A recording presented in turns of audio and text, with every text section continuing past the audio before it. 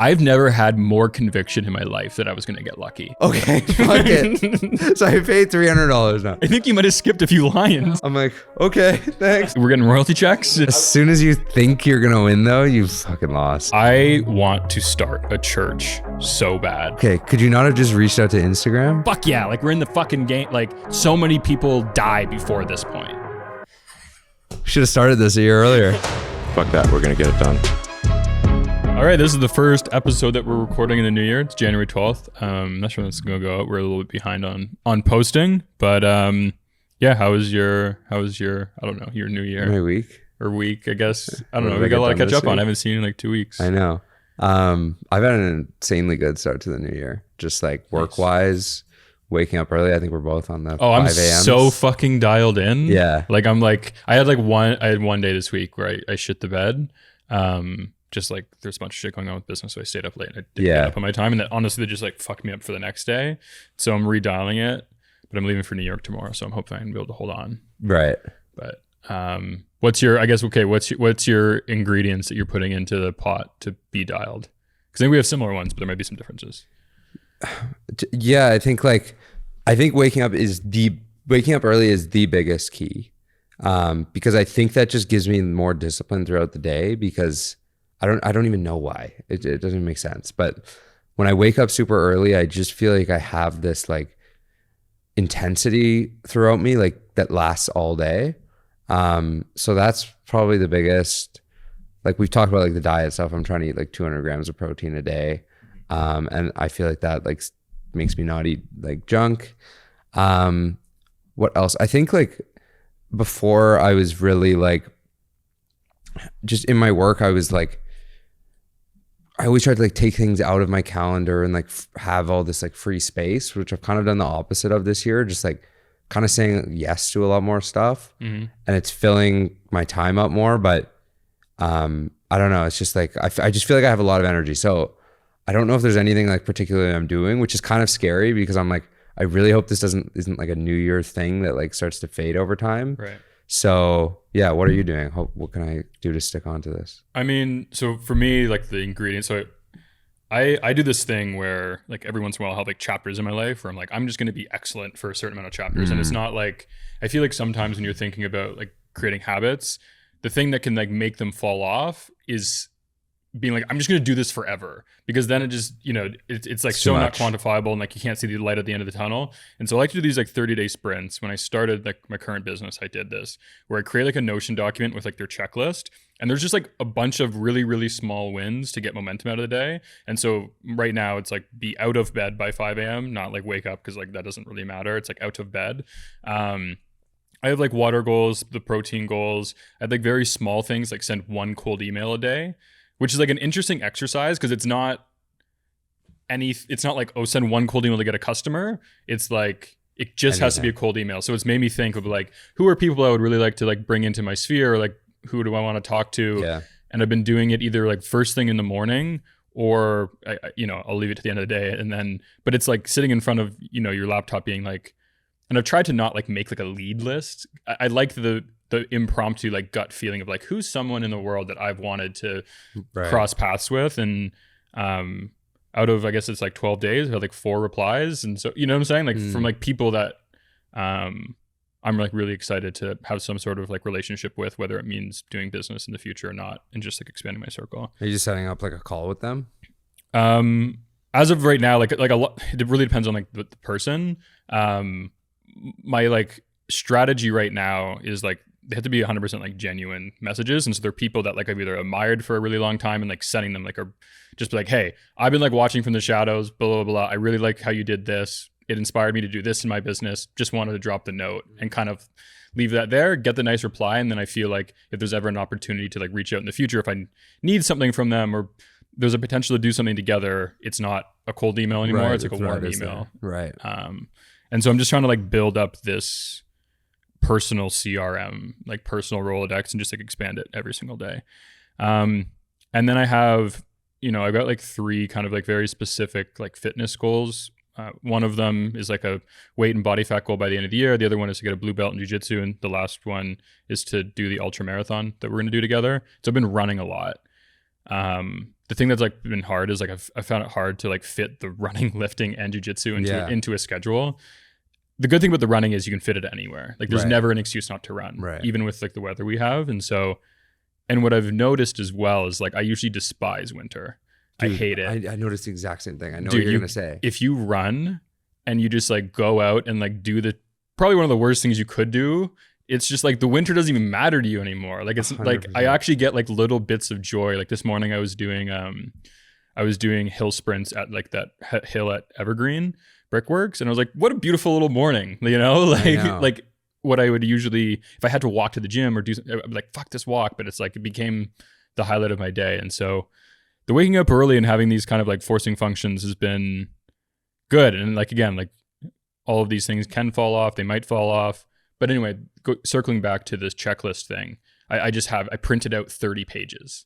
And so I'm just going to do this for 30 days. Like, and then there's going to be some things on that page. I'm like, I don't need to do this every day. I'm not getting return from it. Right. And then maybe I'll like fill it in with something else. But I like the physical thing. I put it in a little binder, and it's like, I got through every one of these pages. So that's, and I'm just feeling like super dialed. Like my work is like amazing. I'm super focused.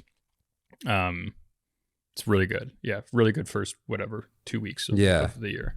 Yeah, dude, I've been running outside too. And like, I'll have this routine. I'll run outside and then I'll sauna. And then like, you're so hot that you can like lie around outside and then like cold tub, whatever. Like, and I'm spending a lot of time outside in the winter. And I'm like, what I actually hated about the winter was like that I was inside all day, which I didn't have to be. I was just like kind of being a pussy. And you can still do like things outside that like give you that same like feeling that you get in the summer. So 100% the same.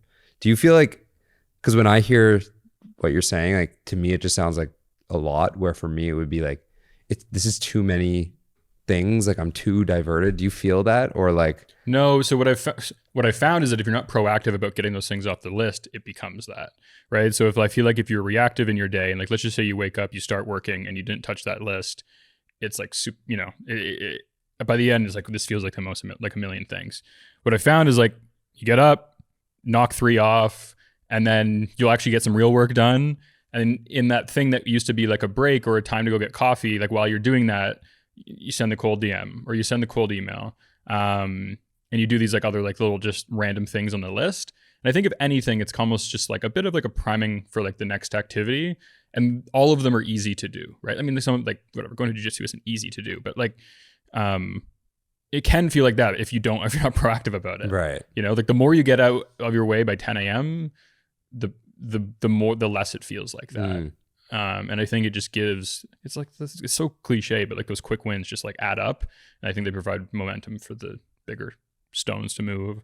I have like on the pages that I printed out, I put this quote. There's just like, men who move mountains, like do it like one stone at a time type thing. Right. And I think just like that, like are some of the things on the list novel, but again, I think it's just like training yourself to be okay with moving small stones repeatedly, consistently for a long period of time.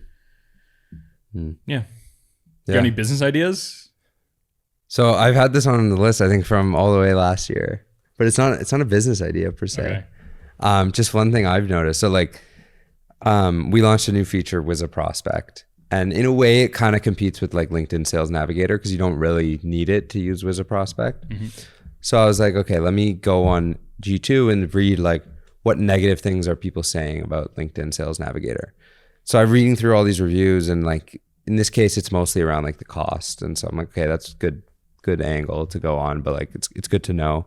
But then I was like, dude, like this is so good for finding business ideas. You can look up any software company or whatever area like you want to be in and just take all the major competitors and read like all the negative reviews and like map it out. Like, okay, all the negative reviews are saying like it can't do this. And like G2 is good at prompting people to say like, even a 5-star review, like you have to come up with cons. And so like you can start to look for like these common threads.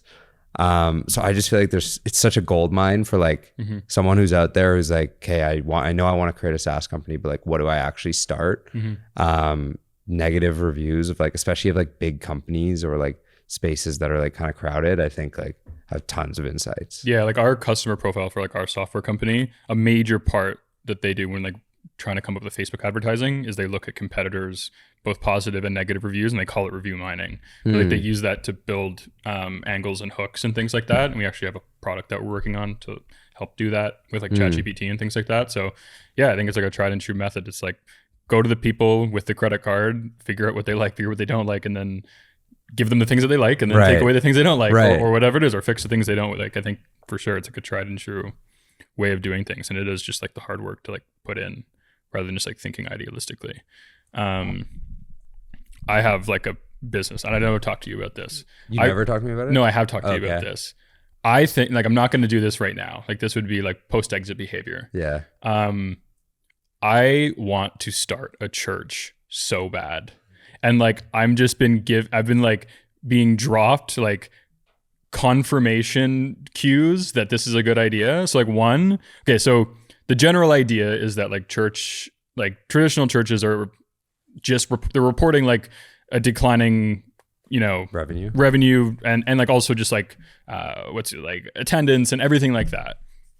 There's a lot of people that donate to these churches, right? And like the reason they're donating is for like a million reasons, but one of them is because like they want to see like the religion kind of like go on. And so the way I look at it is like there is and if you just looked at it as like they're investors, what they're investing in like is on a downward trajectory. So I think that there's a bunch of like dead money out there that could be captured if all you do is like put a better idea in front of these people that are already choosing to donate to the church. It's like what they're doing in their life and all this kind of stuff.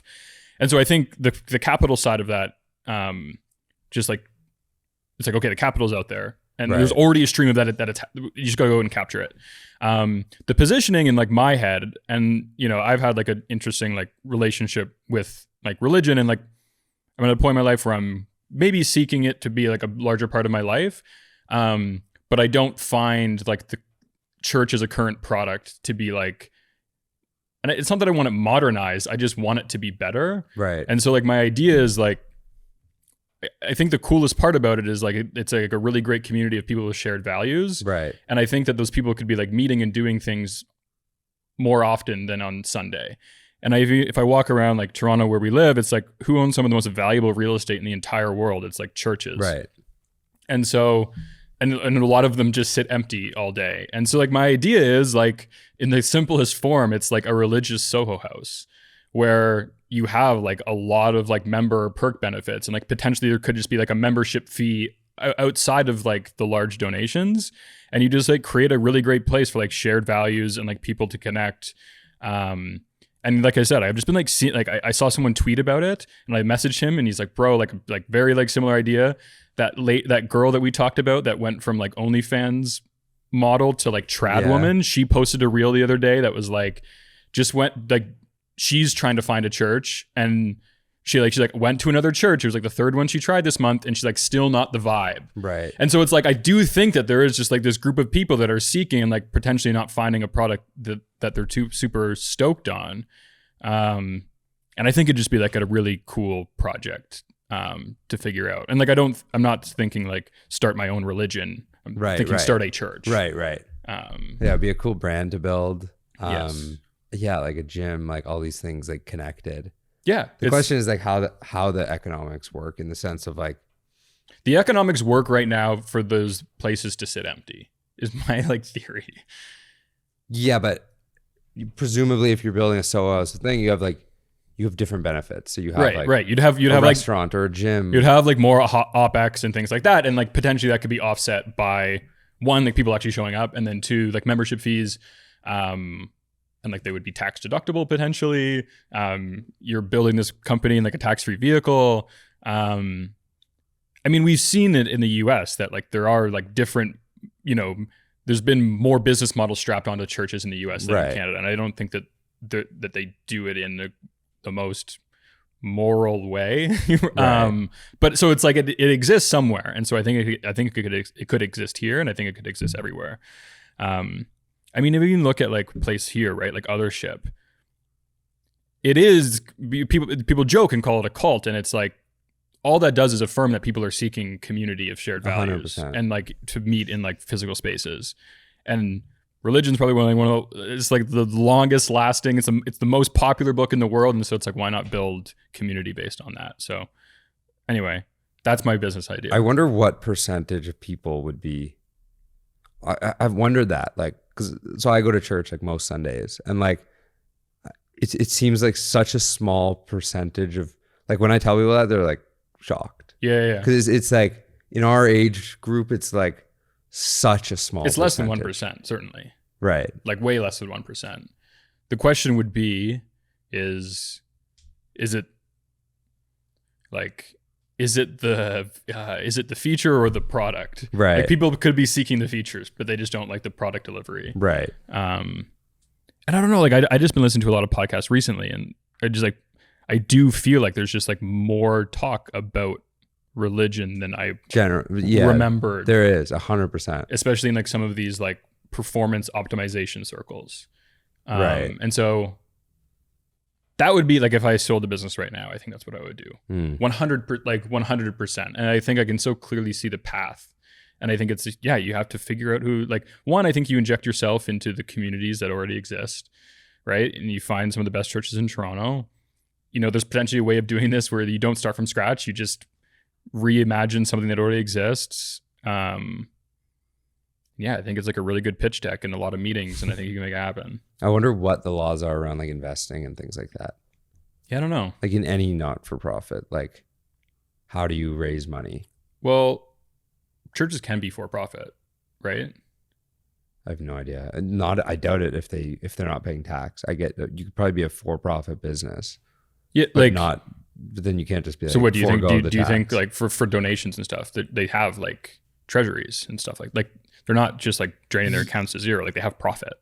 Like, you just can't be paying it out to shareholders. Like, it has to live inside of the organization to further your mission. It has to go into like some kind of like okay, this is our fund for like X or whatever. Right.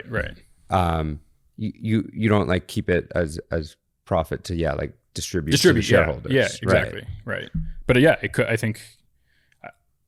Anyway, I like I said, if I had nothing to do right now, that's what I would do. Yeah, it would be tough. More that I've been like, I took a little bit of time off over the break, and like I'm just like, wow, I think this is like, I feel the rumblings. And so that's actually, I had a idea when I first saw ChatGPT as like this, like, you know, when you're a kid and like, I don't know if you had this experience, but like I went to like religious like camp when I was a kid, like it's just like a fun camp, but they like implemented like a bit of like religion in it. And we had like counselors, and like they would set it up so like every night, like you watch like a video related to like religion, and then like the kids can like ask any questions. And like I remember like you're a kid, and like so you're like 12-year-old kid, you're just asking, like, the questions are probably like hilarious, but the whole point of it was like your counselor is like another kid who's like whatever he is, 16, 17, and like you're more like comfortable with them, you've been hanging out with them, and so like kids would ask like, am I gonna go to hell if I masturbate? You know, like, right. So like just like stuff like that, but like that they would never like ask their parents. So I thought like there could be a Chat GPT God. Yeah. That's like, you can ask like, I mean, there's got to be like a Bible study ChatGPT or something. When I thought of it, I looked it up. There wasn't any, but it was also like pretty early on in ChatGPT. But like, it actually already like I was testing it. It already knows, like, it has all the Bible, obviously. So you could say like, find me a quote from the Bible related to business motivation, and it can find it or whatever. I also had I had this this clip from actually Huberman, and this is what made me like surface this idea outside of and put it in the podcast. And the quote was, I think the business of religion is going to explode because of Gen Z and America's loneliness epidemic. And I feel like that's like another like kind of like wind in the sails of like potentially making this happen. Like, at the end of the day, if you're selling quote unquote, you need to have people. You know, if people are fully fulfilled, then they're not seeking. It's a hard sell. But if that's like, you know, in this, like an epidemic, for example, like I think it could be like one of those amazing like times. And if you package it in a great product, that means like it can live on beyond, like, you know, if you solve this problem and it's still a good product, you know, it can kind of keep going. What did you get done this week? Or I guess this like. So I actually set up an internal meeting called Done This Week. Okay. 2 p.m. on Fridays. Okay, I'll give you. We're getting royalty checks. Yeah, I know. We go around one by one. Well, actually, we do random.org, put everyone's name in, and then just in the order it comes up, everyone goes around and just shares what they got done that week. So that's one thing, but that has been like very valuable actually, because like I got it just like from this, just like trying to actually look back and think like, what are the exact things we got done. But anyway, when it's in that meeting, I can be like a lot more specific. But I think here, like more broadly, I've done a way better job this week and like this year of like actually like managing / like leading people. And it sounds like kind of weird, but like this is the first time I've been working in the company and felt like before I felt like a manager. Now I feel more like a leader kind of, where like I think I'm doing more of like the inspiration and like getting people behind like the big goal and like aligning people's like incentives and all these things that like I'm now seeing. Like again, it's early on, but like it's really like not only do I feel like very dialed in so far this year, like the rest of our team is like it's echoed, and like I think that sort of like intensity has been like kind of contagious throughout the team. So yeah, just like keeping that momentum up and stuff has been like big. Sweet. I doing the same like Friday call. I just had it like right before we were recording this.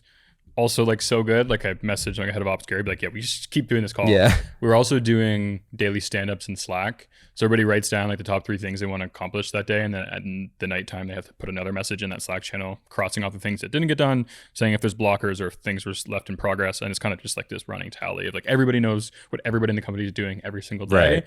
And there's obviously opportunity for people to hop in and help or things like that. And so that's been really good. I've also feel like I've been I actually think the ability to lead. So to lead, you need to have perspective and you need to have like, you know, like that's that's what you need to lead. And I think like the waking up early is actually like a really great feature of that. Like I feel like I've woken up relatively early for my entire life. Right. And like I've had lots of sprints, but this is the first time doing it with this many people. And I just find myself like reflecting in the morning, whether I'm on the run or like even just like getting some work done really early in the morning.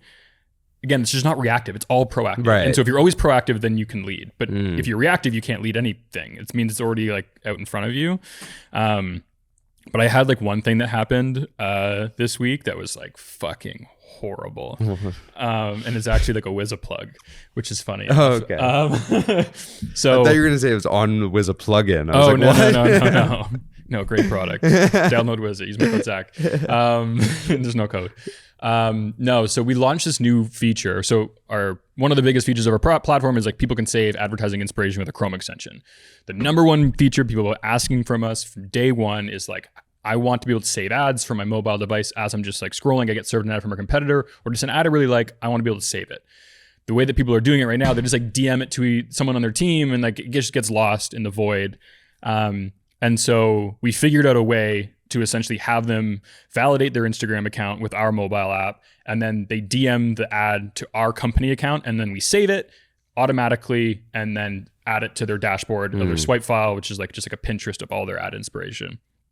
It was like a horrible feature to build, like took us way longer than I initially expected. And then even when we had it built, we like ran into a bunch of issues. The biggest issue we ran into this week was so we have, kind of like a scraper going in and like reading the messages. Like we use some API, you can't use all the API. And so we have a scraper. And so Instagram was kind of detecting like bot behavior we were like managing it and like it was fine. But then our developer ran a test and it just fucking locked out the entire account. The Instagram account? The Instagram account. And I'm like, fuck. And so we just launched this feature. And like we can't even reply to the message being like, this is broke, all this kind of shit. And it was, yeah. Anyway. And before we were able to just like revalidate it, say this isn't, we're not getting hacked through our email. This time they're like, it needs to be SMS verification. And it shows this number ending in 18. And I'm like, looking in my contact book, like what number could this be? I was looking through all old employees to see if they had set up their phone number on it. Nobody. I'm like, whose fucking number is this? And then I like I'm sending a screenshot to everybody that could potentially have ever touched this account or like I've ever worked with. And I sent it to one of my old business partners who was with Foreplay before it became a SaaS company when we were an agency. And he's like, that's my old phone number.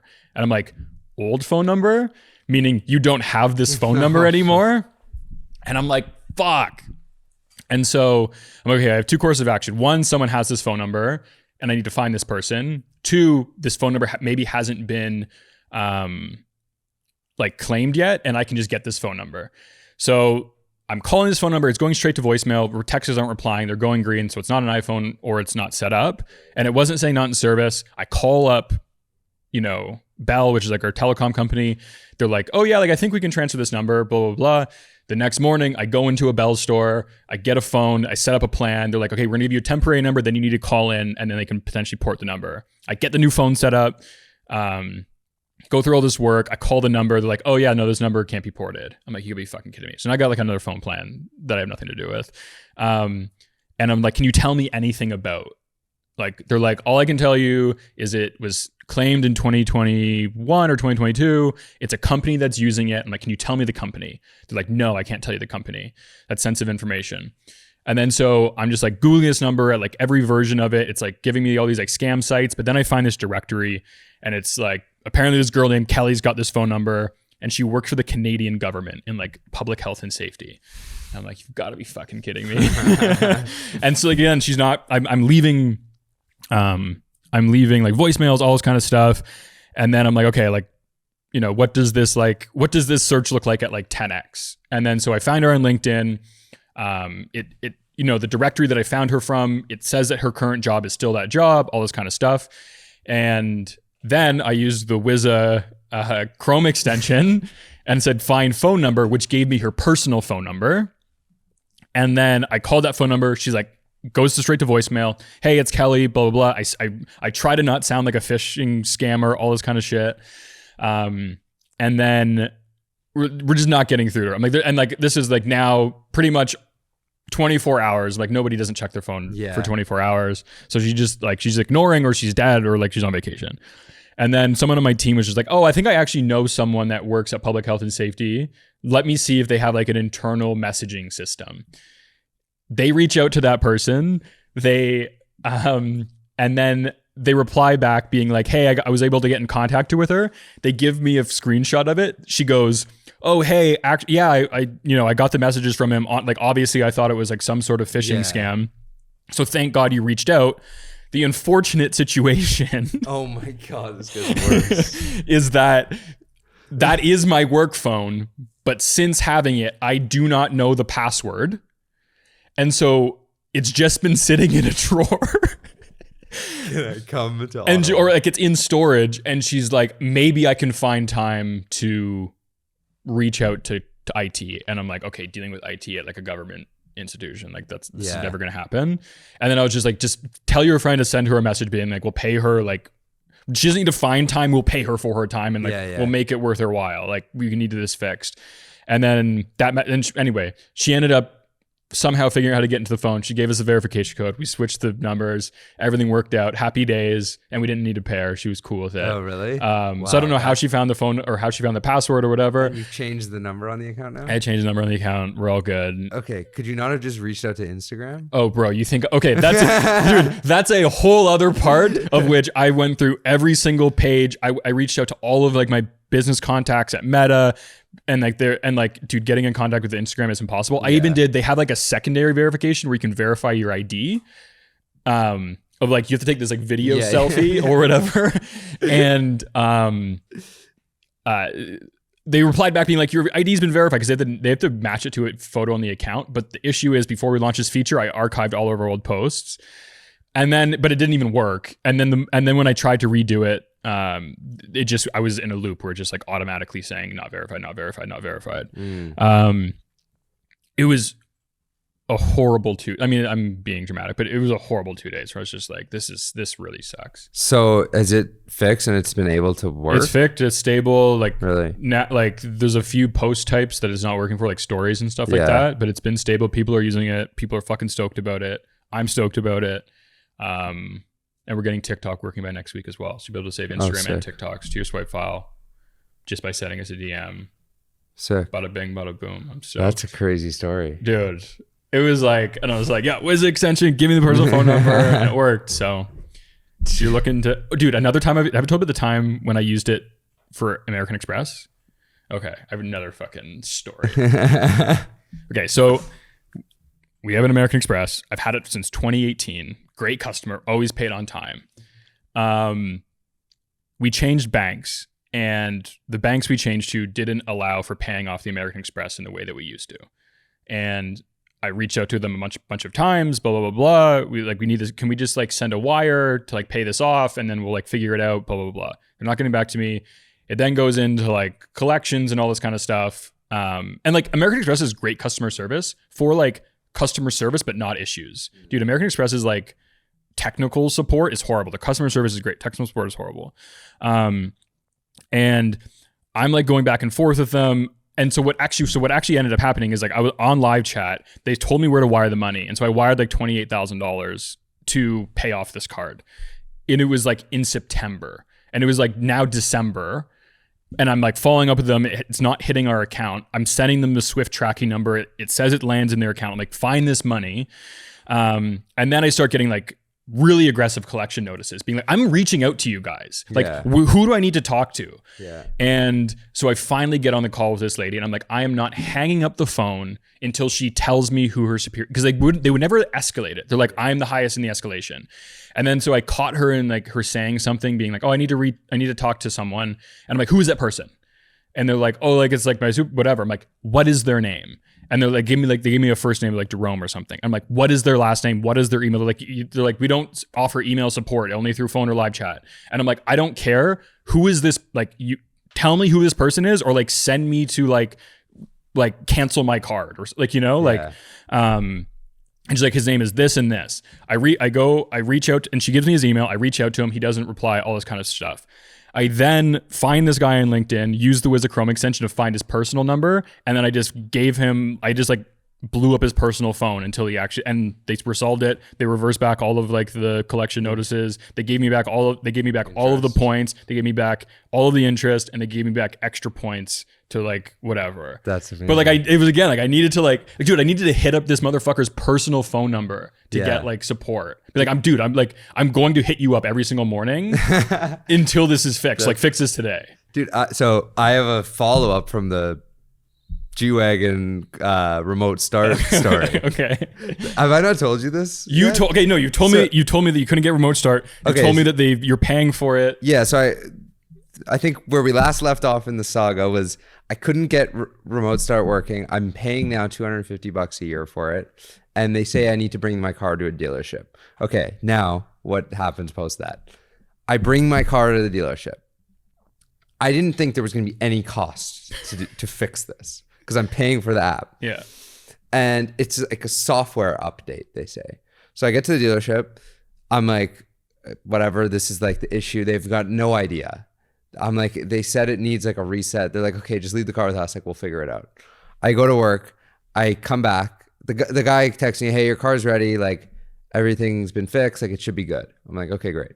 I go back. The whole like mechanics team, whatever they're called, service team, is gone.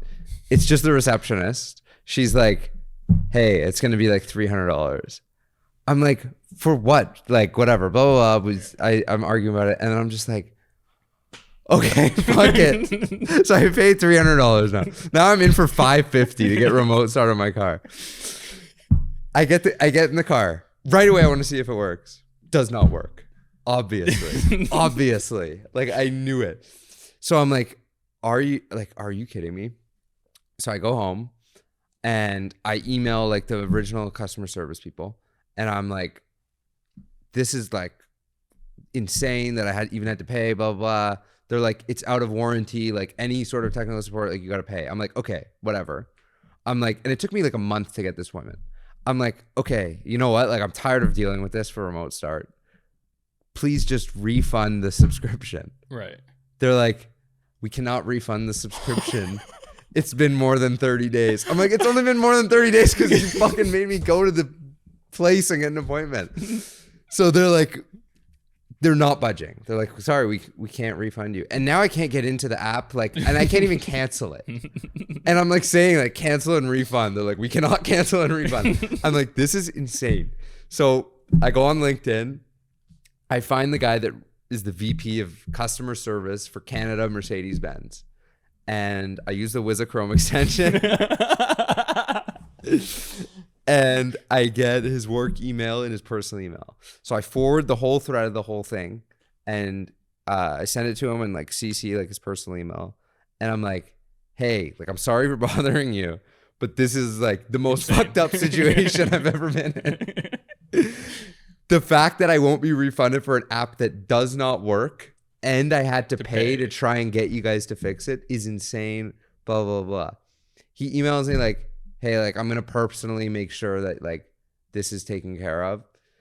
Then the customer service person emails back, like a manager there is like, hey, like, thing told me to look after you. Like, we're going to take care of this. Can you please send me like a photo of your driver's license and your like vehicle registration? And I'm like, why do you need that? Fix my fucking car. And then I haven't sent it yet. I haven't gotten around to it. So it's been like 2 weeks. And you still so don't I'll have keep you remote posted. I still don't have a remote start. I still haven't been refunded. Damn, dude. Remote start's nice. I use it every morning right before if I have to drive to the gym or something like that. Just warm it all up. I do a poor man's remote start. I run outside quickly, start the car, run back inside, mix my pre-workout, wait around, and then I get in. It's warm. Remote start is pretty lame. Like being like, oh, I'm gonna be too cold in my car is like the softest thing, but it's nice when you get in there. I know, but the problem is I get to the Steering gym and wheels I'm like Cold. freezing, and Right, I'm right. like, now I gotta like warm back up. Like, It's true. I don't want to pull a muscle. You should hit up the customer support and be like, listen, because your remote start doesn't work, I've got a hammy issue. My neck. And now you're going to be paying for my physiotherapy. Yeah. Start a class action lawsuit of a bunch of yoga moms who don't have remote start in their G-Wagon. Yeah. It's a big issue. Cool, man. So I have been like, I'm now paying myself a salary for the first time. And I'm like, okay, like I'll have like, I've kind of just paid myself like ad hoc previously. Like, Yeah, same. oh, like I need some money for whatever or whatever. So I'm finally taking like a regular salary, and I'm like, okay, this is going to be like, I've had the company have like extra money, but I've never personally had like extra money. So I'm like trying to figure out what I'm going to invest in. And I'd been watching a lot of like Warren Buffett and Charlie Munger stuff. And we've talked a lot about that, but their whole thesis is like, you know, make a big bet on something like you really believe in. And like, I'm heavily like invested, like where my net worth is like really in my company, and like the money that's there is like not as significant as like what's in the company. And so like for that to mean anything, like it would have to be like a big outcome. But at the same time, you know, I don't want to do like VC investing or whatever. So I'm looking around, like I'm trying to find a company that like I want to just like put all my extra money like into that company. And I think it's Tesla. Is that Warren Buffett's strategy to put all of your money into one company? It's not necessary. So. No, I think you might have skipped a few lines. No, there are obviously a lot of other elements, but that's what I'm looking to personally do. Okay. But aside from that, they make very few investments, Right, like as a company, and like that's their whole like. And when they do find investment that works, they put as much as they possibly can into it because they like firmly like believe in it. And I want something that I can like, that I've looked at and I'm like, I think in 20 years they'll be 10 times bigger than they are now. And yeah, I think that's Tesla. So they are making humanoid robots, which I'm a massive fan of. Like, I would literally pay anything to have that in my house, like cooking me meals, like doing laundry, cleaning the house. Like, and imagine if everyone that's your PG version of it. Yeah. Those other ones already exist. So I don't need Tesla for that. So yeah, and they want to have them out by 2027. You know, that might be behind, but Musk himself believes that that'll be a much bigger business than the car business, which I agree with. Okay, so that's like the kind of like moonshot. Shot bet. Okay. Then there's the car business. They have insane margins on all their cars, which I didn't realize. Like far, far better than any other electric car maker, or I think any like gas car maker as well. And obviously as they like continue to grow, those are getting even better. I should have brought up like what the actual numbers are, but when I was looking into it, it's like way bigger than any other car company because they make everything themselves. They don't have dealerships. They don't have dealerships.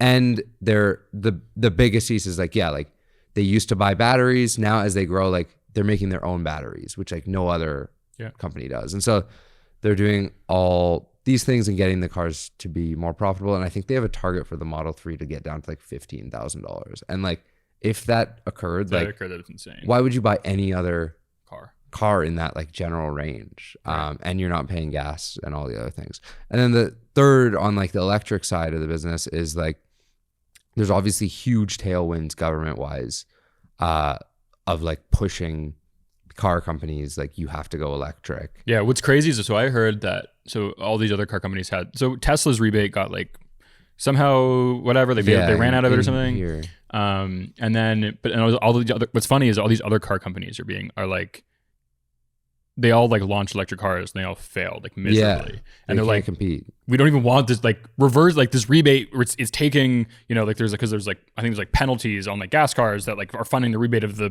whatever, and they're like we can't do like this product the product market fit isn't here, like we can't sell these fucking cars. Like I was looking at a bunch of stuff about like cars. I feel like I bought my car like a bad time. Right now, there's like a ton of aging inventory, and the highest aging inventory is like non-Tesla electric cars amongst all of these companies. Like there's some where it's like they have enough stock it's like over 365 days. So like if they don't make any more cars, it's still going to take more than 365 days to get rid of the current like stock and like some of these models and things like that. And so I think one, like Tesla's obviously like still the leader. And we've heard like I think Porsche also makes like a really good electric car. I know a lot of people like move from Tesla to like Porsche's Taycan and stuff like that. If people want like I think on the higher end of the market, Tesla's cars are too expensive. Like when you compare them to like other comps. But I think they definitely own like the long tail of like the Model 3 and like the Model Y and like all that stuff. I mean, I like Tesla. I think if you're also like doing like the bet on a jockey, not the horse, like betting on Elon's good. Yeah. And I think Tesla's his best company. That or like SpaceX with Starlink. Yeah, Starlink's obviously. Is Starlink separate than SpaceX? No, it's like same company, okay. They're worth about $600 billion today, and like they're gonna be a $1 trillion company. 685. Yeah. So like. That's gonna happen. But overall, like I want something that I can hold for like 15, 20 years and like feel good about. And also like we look back now and I'm like, oh, why didn't like we were kind of young at the time, but like why didn't my parents just put in like 20 grand a year into Apple or like whatever? It would have been this. And I think Tesla's that kind of point now where it's like they already seem like really big and overpriced, and like for sure they trade at like a premium, but I think like all that unreleased innovation that exists in the company and has like store value. Yeah, has like insane value that will take like years to realize that. So anyway, I'm putting all my personal money into Tesla. You're not hedging it at all. Not at all. All right, dude. We'll follow up. I mean, if you did that in January of last year, you would have made 78% this year. Should have started this a year earlier. Did I tell you about this like lottery ticket I bought? No. Oh, I didn't, dude. Okay. This is like you did the scratch card? Yeah. Okay. This is like an interesting like point on product differentiation and why price cutting is like the worst thing you can do if your idea is to capture new customers, in my opinion. And so I would never buy a lottery ticket in my entire life or like a scratch off ever. Like I don't think I ever have actually. And then over the break, I was like driving around with one of my friends in our hometown, and we ended up in a rural town outside of my hometown. We're just like literally like cruising around, and we're like, hey, I got to grab a water. And so we stop at a Circle K, and whatever, I grab a water. She grabs a coffee, and I'm like going to check out. And in like the scratch off ticket like case, there's one that's completely empty except for one card, and so it obviously catches my eye. and it just says like your greatest chance at winning $1 million. And in the top right corner, it's $100. And I look at the cashier, and I go, and it wasn't even a copy. It was like, I was like, is this $100 scratch off? And he goes like, yeah. And I'm like, of course I'm going to buy this. Like, I've never seen this in my entire life. This is such a unique thing. Like it was black with like gold writing on it. Like, just like product differentiation to the max, right? Like all these other ones had these like crazy like boats and cars on them. This one was like a black envelope that just said your greatest chance of winning $1 million and $100 in the top right corner. It's like, wow, that stands out. And so I buy this thing, I never buy a lottery ticket my entire life. I buy the most expensive one. And so like that converts me. Interesting positioning, blah, blah, blah. Anyway, so that was kind of cool. I go back in my car, like open it up. It's like a trifold thing. There's like 3 games. And so I play the one game and I make the $100 back. And so I'm like sick. So I go in, I walk, cause like the guy like that I got it from, like, he was like, okay, dude, like he was kind of joking, like, who is this idiot? I walk back in, I get $100 back from him. But then you're left with this final piece of the ticket, which is like a traditional lottery ticket where they draw numbers. And like, I've never had more conviction in my life that I was going to get lucky, because I was like, this is such a random, you know what I'm saying? Yeah, a random that's occurrence. where people it's like, win the lottery. It's like in a rural town in the middle of nowhere. The guy that never buys the lottery ticket, whatever, he just fucking gets it. As soon as you think you're gonna win, though, you've fucking lost. That's for sure. That's where I went wrong, I think. Yeah, you would have had that. I would have had that. It's people that don't think about it. They chuck it in the back of their car and they're like, hey, I never looked up this thing. And then it's like, that's what people want. So I thought it was like super interesting. I was like, yeah, that's a super interesting. Like, there's a lot of lessons in that in terms of like product differentiation and pricing. Like higher pricing could potentially be like a feature, you know, like for lottery, I think more than that. But it's like different in lottery because higher pricing means higher rewards too. So it's like, dude, did I tell you about the odds on it? It was actually a crazy odds. It was 1 in 25,000. That's not bad odd. Like that's like to win $1 million. It's usually yeah. They did 40 draws of $1 million. Right. So it was 1 in 25,000 across the 40 numbers. I would buy one. Yeah, dude, I know. Like, right? Like, I would but never. We're not the target customers of scratch off tickets. Like, no, that's not. But again, like expanding your market, you know. And I wouldn't buy it regularly. Like the first time I lost, I'd be like, yeah, fuck those I'm never buying anything again. Okay, they have a good first time CAC. Yeah, no repeat customers. A lot of churn. What are you most excited for the new year? I would say like kind of what we've already talked about, but like, yeah, I don't know. My motivation's really high and just like. Have you been working 7 days a week? Like you said? Yeah. Nice. Yeah. Like full days? The weekends aren't the same days for sure. I'm like a lot more like working from home in general. But yeah, like I haven't really been doing anything except working. I'm definitely trying not to travel in the first quarter. I haven't been like I'll go for dinner, but I haven't been like going out. I haven't really been drinking. So yeah, no, it's been a good period. Like I know eventually like things will change. I think by the summertime I get like, I kind of want to have fun. Yeah. So that's fine. Like I'll ride it out. But like, yeah, I think like this first quarter is going to be really good. And I think I'm just excited to see the results of the work because I know they'll come. It's just like, what will they actually be? Mm-hmm. So yeah. How about you? I'm excited. Where did I get? So we're at an interesting point in the business where, so like I've been like building the business based off of this chart, which this is like silly, but I think sometimes when there's no answers, like you just find a silly answer and you just go based on that. Okay. And so there's this chart from like Chart Mogul, which like track a bunch of SaaS companies, and they have a bunch of data on like how fast companies grow to $10 million of ARR. And they have like lines for like best in class, you know, top quartile, good, and then like the bottom quartile. And we've been trending between good and the top quartile for like the first 2 years. And what's funny about this chart is that all of the lines from like 24 months to 36 months is like, it's either you become like this or you do this. And it's like, there's like, it's like a absolute 100%. desert in between.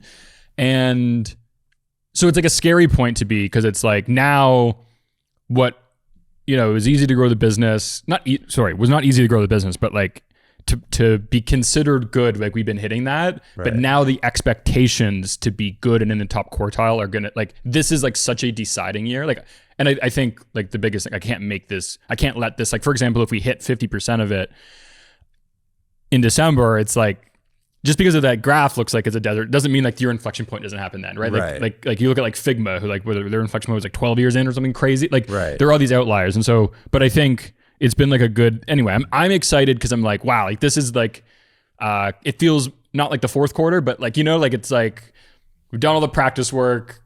Like this is like game time, you know, like amongst the best companies in the world. Like now we're playing, like we had to do the last 2 years. Like you could be Deal that does it in whatever, fucking $100 million in like 9 months or whatever. Like we're not that.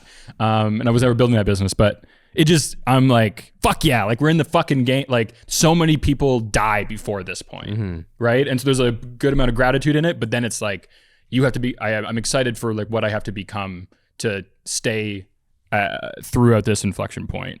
And I think I've got some like good things in place.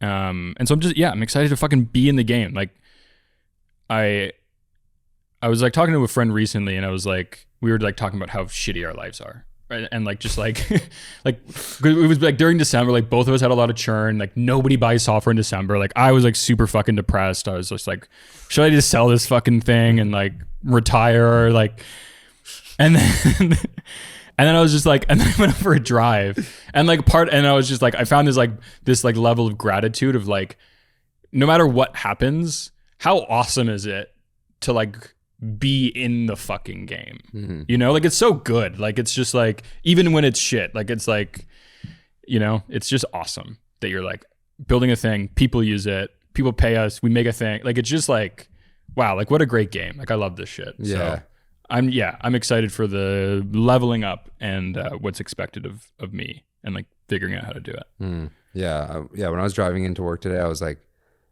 yeah, I'm so lucky to have like something where I'm like stoked to get to work. Like honestly, and like you hear it all the time, but like, yeah, I think as you get further and further along, adding more people, figuring more things out, like really getting adding more people is like sucks. Like it's good. It's so good when it's good. It's so good. But like the hit rate on that feeling is like, I'm getting better now. You're getting better. I'm like, I feel it now. I'm getting better. I'm like 50-50 right now. I was worse than 50-50. We've let go of more than half the hires we've made. Okay. That makes me feel a bit better. I had to let go of a guy yesterday. Of who? I had to let go of a guy yesterday. Okay. Yeah. But I think I know who, but yeah. Yeah, like I forget. I'm trying to remember now. Like there is one litmus test that has helped where like I'm just trying to think actually two things. One, in the interview, I'm getting like super, super tactical and just like, what exact things did you know? Did you do to like produce X result? I saw an Elon Musk, I forget if it was a quote or an interview, and he was like, you have to ask people the specifics because only the people that actually did it they'll tell you the story in a way that you can tell they did it. Meaning like you fixed our ad tracking, and when I'm telling the story as like someone that was just like on the team, it's like, yeah, we set up ad tracking and it increased performance by 20%. Right. The person who actually did it is like obsessed with the details. Yeah. Excited to tell you the details. Yeah. They're like, well, first we set it up and like Google Analytics always tells you one thing and this, and then, so they have such a deeper level of understanding. So I really started doing that, and it like really started to like put people on two different trajectories in my head. So that one really helped. And then the other was like, just this question of like, you know, those people you just dread to get on a call with? Like, that's a big litmus test. Yeah. Like if you had a call with them, you know, you'd just be like, oh, okay. Like no matter how good they are, I'm not hiring people that like,